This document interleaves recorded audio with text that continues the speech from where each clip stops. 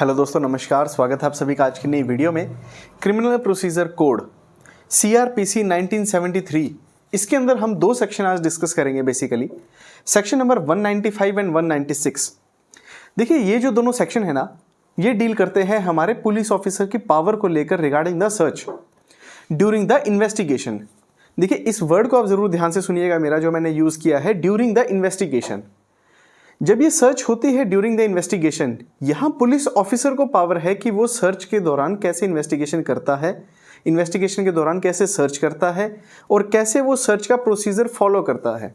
अगर आपने मेरी पिछली वीडियो नहीं देखी है तो आप सभी से रिक्वेस्ट करूंगा कि मेरी पिछली वीडियो ज़रूर जाकर देखिएगा, क्योंकि उसके वीडियो को देख के समझने के बाद आपको ये वीडियो और ज़्यादा क्लैरिफिकेशन से समझ आएगी कि वो कंटिन्यूएंस में जब एक सर्च की बात मैंने पीछे की थी तो उसके बाद ये जो सेक्शन हमारे 165 और 166 हैं, ये किस रिगार्डिंग में और किस वे से ये बात करते हैं। देखिए, जब भी एक सर्च की बात होती है तो सर्च में यहाँ पर जो डिस्कस किया गया है सेक्शन 165 166 के अंदर कि पुलिस ऑफिसर जब एक सर्च करेगा तो वो कैसे सर्च करेगा। यानी कि जब भी एक पुलिस ऑफिसर किसी प्रॉपर्टी के अंदर एंटर करेगा तो एक सर्च प्रोड्यूस करेगा, सर्च एक कंडक्ट करेगा, तो वो जो एक सर्च करेगा, छानबीन करेगा, तो वो छानबीन का तरीका क्या होगा। खुद से जाएंगे या किसी सबॉर्डिनेट को भेजेंगे, सबॉर्डिनेट को भेजेंगे तो सबॉर्डिनेट को भेजने का प्रोसीजर क्या होगा। खुद से जाएंगे तो कौन सा ऑफिसर जाएगा, मिनिमम क्राइटेरिया क्या है ऑफिसर का, वो भी इसमें स्पेसिफाइड है। और वहाँ पर जाके सर्च करेंगे तो सर्च का प्रोसीजर क्या अडॉप्ट करेंगे, कैसे सर्च करेंगे तो उसकी रिपोर्ट बनाएंगे। तो ऐसा करके ये सारा एक स्टेप बाय स्टेप है। क्रिमिनल प्रोसीजर कोड को जब आप पढ़ते हैं, देखिए इस बात को ज़रूर माइंड में रखिएगा कि ये एक प्रोसीजर है। जब भी आप एक टॉपिक को मैं आपको समझाता हूँ, आप एक टॉपिक जब भी कोई पढ़ते हैं तो उसके अंदर CRPC के अंदर एक चीज़ का माइंडसेट ज़रूर बना लीजिए कीजिएगा कि जो भी एक सेक्शन है वो अपने आप में एक कंप्लीट सेक्शन नहीं होता, कभी भी उसके साथ कनेक्टेड सेक्शंस हमेशा होते हैं CRPC के अंदर। IPC की तरह नहीं है ये CRPC एक अलग चीज़ है बिल्कुल ही। CRPC का जब प्रोसीजर हो जाता है ना, उसके बाद IPC लग जाती है। वो एक सेक्शन लगता है या दो लगते हैं या तीन लगते हैं, जिस हिसाब से ऑफेंस होता है। लेकिन जब CRPC का एक सेक्शन पढ़ते हैं तो सिर्फ अकेला नहीं पढ़ा जाता, उसका ऑलमोस्ट वो चैप्टर कवर होता है कि वो एक सर्च के रिगार्डिंग है तो सर्च का कौन सा चैप्टर है, कौन सा सेक्शन है और कौन कौन से सेक्शन है जो सर्च के रिगार्डिंग हमारी बात करते हैं।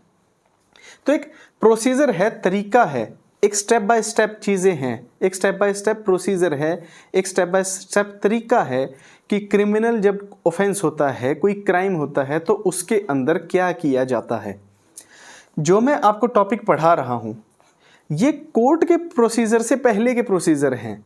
यानी कि ये पुलिस ऑफिसर के लिए प्रोसीजर है कि जब एक पुलिस ऑफिसर के पास कंप्लेंट आती है, कोई शिकायत आती है, तो पुलिस ऑफिसर उसके ऊपर कैसे काम करता है, पुलिस ऑफिसर उसके ऊपर किस तरीके से इन्वेस्टिगेशन करता है, पुलिस ऑफिसर क्या क्या प्रोसीजर फॉलो करता है, क्या क्या स्टेप फॉलो करता है।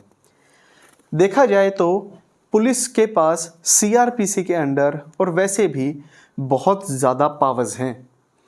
पुलिस ऑफिसर केस शुरू होने से पहले बहुत कुछ कर देता है एक फाइल के अंदर, जिसको हम 173 की रिपोर्ट कह देते हैं, फाइनल रिपोर्ट। तो उसके अंदर पुलिस बहुत कुछ लिख देती है, सब कुछ लिख देती है एक्यूज्ड के अगेंस्ट कि इसी ने ऑफेंस करा है, यही गिल्टी है, हमने बयान लिख लिए, फलाना ढिमका, एक एक बात लिख देती है पुलिस उसमें। कोर्ट में तो बाद की बातें हो जाती हैं वो चीज़ें। कोर्ट का प्रोसीजर भी है, एक कोर्ट में प्रोसीजर है बाकायदा, सब कुछ है कोर्ट के पास, अनलिमिटेड पावर्स हैं। लेकिन पहले जो on the face of it जो एक्ट हो गया वो तो पुलिस ने कर दिया। पुलिस ने इतना बड़ा एक्ट कर दिया कि उसकी बेल लेनी मुश्किल हो जाती है फिर, क्योंकि उन्होंने डॉक्यूमेंटेशन ऐसी तैयार कर देते हैं वो। तो वहाँ पुलिस ऑफिसर के पास पावर बहुत है और उन्हीं पावर में से दो पावर मैं आज आपसे डिस्कस कर रहा हूँ, जो कि है सेक्शन 165 और 166 की। देखिए, जो सेक्शन 165 का सेक्शन है ये हमारी डील करता है विद इन द जुरिस्डिक्शन की सर्च को लेकर। यानी कि अपने क्षेत्रफल में जब भी एक पुलिस ऑफिसर कोई सर्च कंडक्ट करता है तो उसे 165 में कवर कर दिया। वहीं अगर वो अपने क्षेत्रफल से बाहर निकल गया, यानी कि बियॉन्ड द जुरिस्डिक्शन, तो वहाँ सेक्शन लग जाता है 166। सबसे पहले सेक्शन 165 को पढ़ेंगे, एक एक पॉइंट को समझाऊंगा, केस लो बताऊंगा, एक एक बात को ध्यान से सुनिएगा, वीडियो को एंड तक जरूर देखिएगा। नए हैं तो चैनल को सब्सक्राइब जरूर कर लीजिएगा, क्योंकि आपको इसी के आगे की वीडियोस भी इसी चैनल पर अपडेट रेगुलरली मिलेंगे।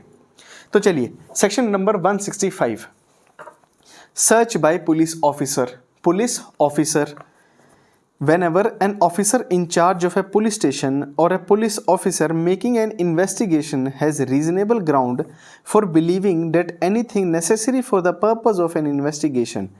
देखिए यहाँ किन की बात करी गई है, पुलिस स्टेशन के ऑफिसर इंचार्ज की, या फिर पुलिस ऑफिसर जो इन्वेस्टिगेशन कंडक्ट कर रहा है। इन दो पुलिस ऑफिसर्स को यहाँ पर कवर करा गया। Has reasonable ground for believing, उसको विश्वास है, रीजनेबल ग्राउंड है उसके पास, that anything necessary for the purpose, एक पर्पज़ के लिए जो नेसेसरी है, इन्वेस्टिगेशन के लिए जो नेसेसरी है, into any offence which he is authorized to investigate may be found in any place within the limits of the police station of which he is in charge.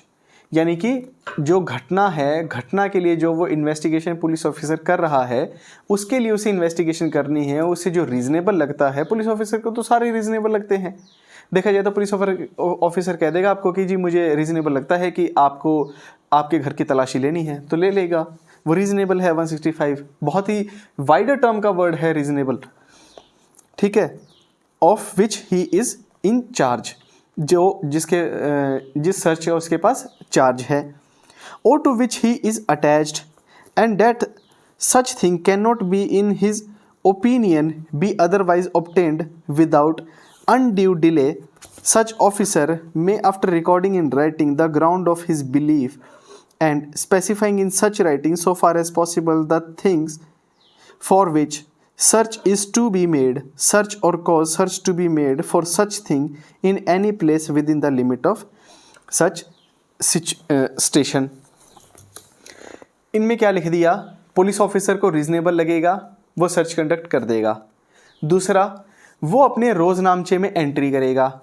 रोज़ नामचा होता है कि जो police officer होता है, police officer in charge होता है, वो जो भी डेली का कंडक्ट करते हैं, जो भी एक इन्वेस्टिगेशन करते हैं, जो भी एक्टिविटी करते हैं, वो एक रोज़ नामचा होता है, जिसे हम एक डेली डायरी भी बोल देते हैं। उसमें एंट्री करता है कि मैं यहाँ फ़लानी जगह गया, मैंने ये इन्वेस्टिगेशन करी। और एक होता है केस डायरी।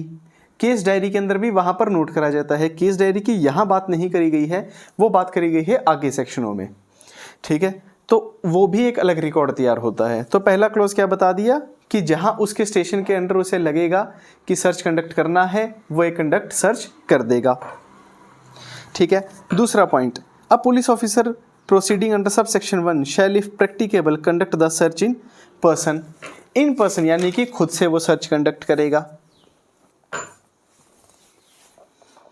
अब क्लॉज नंबर 3, क्लॉज नंबर 3 जो है हमारा, बेरेट को पढ़ेंगे, इससे आपको समझ आएगा कि वो कहता है कि पुलिस ऑफिसर खुद से ना करके किसी सबॉर्डिनेट पुलिस ऑफिसर को कंडक्ट कर देता है, डायरेक्शन दे देता है कि आप जाकर यहाँ पर सर्च कंडक्ट कीजिए, तो वो जाकर वहाँ पर सर्च कंडक्ट कर देंगे वो तो, क्योंकि सबॉर्डिनेट है पुलिस ऑफिसर के। लेकिन जो इसमें इंपॉर्टेंट पॉइंट है वो ये है कि जो सबॉर्डिनेट पुलिस ऑफिसर है, जिनको डायरेक्शन दी गई है सीनियर द्वारा कि आप जाके सर्च कंडक्ट कीजिए, उनको राइटिंग में दिया जाएगा, मुँह ज़ुबानी कुछ भी नहीं होगा, राइटिंग में दिया जाएगा कि आप इस प्रॉपर्टी पर जाकर एक सर्च कंडक्ट करेंगे, ठीक है जी। ये हो गया क्लॉज नंबर 3 हमारा कंप्लीट। Fourth provision, the provision of this code as to search warrant and the general provision as to search conducted search content in section 100 shall so far as made apply to be search made under this section। Section 100 के अंदर ना search के safeguards दिए गए हैं कि search कैसे करा जाएगा। वो सेफगार्ड्स जो हैं वो फॉलो करे जाएंगे। यहाँ पर क्लॉज 4 में इतनी बात कही गई है। Clause number 5, copy of any record made under sub section 1 और sub section 3 shall forthwith be sent to the nearest magistrate empowered to take cognizance of an offence, and the owner or occupier of the place search shall on application be furnished free of cost within the copy of the same by the magistrate। अब जो search memo होता है, ठीक है, वो nearest magistrate को भेजा जाता है और वो जो पर्सन है जिसकी प्रॉपर्टी पर प्लेस पर ये सर्च कंडक्ट हो रहा है, फ्री ऑफ कॉस्ट उसको वो कॉपी प्रोवाइड करी जाएगी। ये हमारा 1, 2, 3, 4, 5 ये 5 क्लॉज सेक्शन 165 के इस बारे में क्लियर करते हैं कि विद इन द जुरिस्डिक्शन यानी कि पुलिस ऑफिसर के स्टेशन के क्षेत्रफल के अंदर जो भी एक इन्वेस्टिगेशन होती है वो उसे 165 के अंडर कंडक्ट करता है। वो इन पर्सन जाके कंडक्ट कर सकता है, सबऑर्डिनेट को कह सकता है, सेक्शन 100 की गाइडलाइंस को फॉलो करेगा और नियरेस्ट मजिस्ट्रेट को उसका सर्च मेमो की जो रिपोर्ट है कि हमने ये सर्च किया है, ये हमने सीज किया है, उसकी रिपोर्ट एक वो मजिस्ट्रेट को भेजेगा और मजिस्ट्रेट के पास से वो जो पर्सन है जिसकी प्रॉपर्टी पर प्लेस पर सर्च किया गया है वो उसकी कॉपी वहाँ से ले सकता है। ये हुआ हमारा यहाँ से सेक्शन 165 कंप्लीट। अब इसके अंदर केस है श्यामलाल वसी स्टेट का और एक केस है जो कि इलीगल सर्च से बात करता है। मान लीजिए इलीगल सर्च हुई है, सेक्शन 100 की गाइडलाइन फॉलो नहीं हुई, तो उसके लिए केस है मेरे पास है केरला हाई कोर्ट का assistant collector of centre excise versus Wilfred Sebastian. हाँ जी, तो इसमें क्या हुआ, जो इलीगल सर्च है तो इलीगल सर्च हो गई मान लीजिए, ठीक है, सेक्शन 100 की गाइडलाइन फॉलो नहीं करी गई, तो वहाँ पर वो विशिएट नहीं हो जाएगा कंप्लीटली, क्योंकि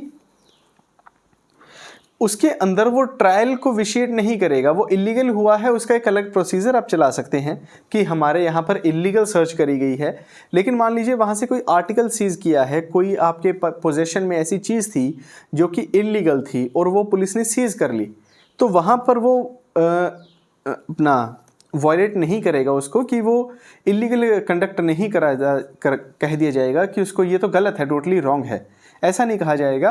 वो आर्टिकल जो सीज हुआ है वो तो ठीक है, लेकिन हाँ सर्च इलीगल हुई है, उसका प्रोसीजर एक अलग चला दिया जाएगा। ठीक है, उसके बाद हमारा सेक्शन आता है सेक्शन नंबर 166। देखिए जो सेक्शन 166 है ये हमें डील करता है सर्च बियॉन्ड द जुरिस्डिक्शन। जब हम बियॉन्ड द जुरिस्डिक्शन की बात करते हैं तो इस सेक्शन के एक आपको ब्रीफ में बता देता हूँ ये सेक्शन, क्योंकि जैसा 165 है वैसा ही 166 है, आपको पॉइंट समझा दूंगा, बेरट पढ़ेंगे आपको समझ आ जाएगा। देखिए यहाँ पर क्या बताया है कि जो सर्च है आउटसाइड द जुरिस्डिक्शन भी करी जा सकती है।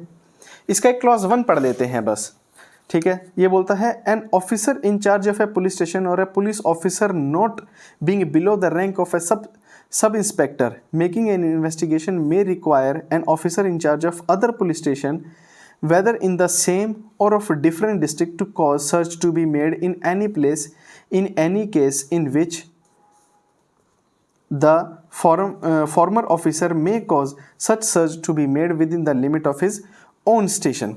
यहाँ पर यह बताया गया है कि जो सब इंस्पेक्टर है उसकी रैंक यहाँ पर मिनिमम बताई गई है। सब इंस्पेक्टर यहाँ पर कंडक्ट करता है सर्च को बियॉन्ड द जुरिस्डिक्शन। वो क्या करेगा, जो हाँ जिस जुरिस्डिक्शन के अंदर, जिस क्षेत्रफल के अंदर सर्च करनी है वहाँ के पुलिस ऑफिसर को डायरेक्शन देगा कि आप जाकर वहाँ पर सर्च कंडक्ट कर दें, वो जाकर वहाँ पर कह सकता है।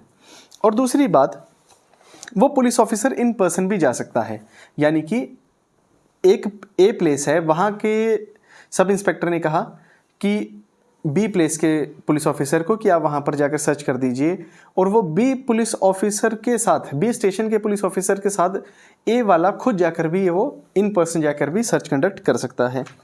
और हमारा क्लॉज 3 जो है, जहाँ पर ये पॉसिबल ना हो कि वो वहाँ पर उन पुलिस ऑफिसर की परमिशन ले सकें, जो भी उनके आउटसाइड द जुरिस्डिक्शन के अंडर जो भी वहाँ का इंचार्ज लगता है उनके परमिशन ना ली जा सके, फिर भी वो सर्च कंडक्ट कर सकते हैं। क्लॉज 3 के अंडर उन्हें वहाँ पर पावर है।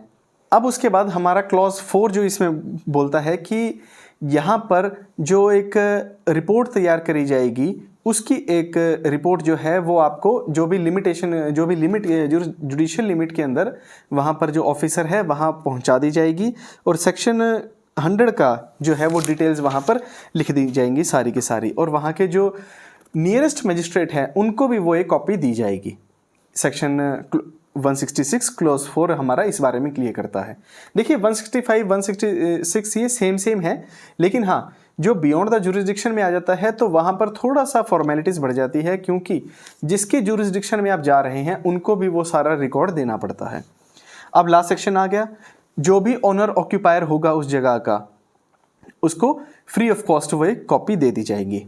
तो गाइज आई होप कि यहाँ से आपको सेक्शन 165, 166 जो सर्च के रिगार्डिंग हमारी बात करता है with in the case law मैंने आपको बता दिया। उम्मीद करता हूँ कि आपने वो जो केस लॉज हैं वो नोट कर लिए होंगे और जो इंपॉर्टेंट पॉइंट्स हैं मैंने आपको समझा दिए हैं, वर्ड बाय वर्ड आपको डिक्टेट कर दिया है। उम्मीद करता हूँ कि आपको वो एक एक शब्द, एक एक जो हाईलाइट भी करवाया है मैंने वो आपको समझ आ गए होंगे।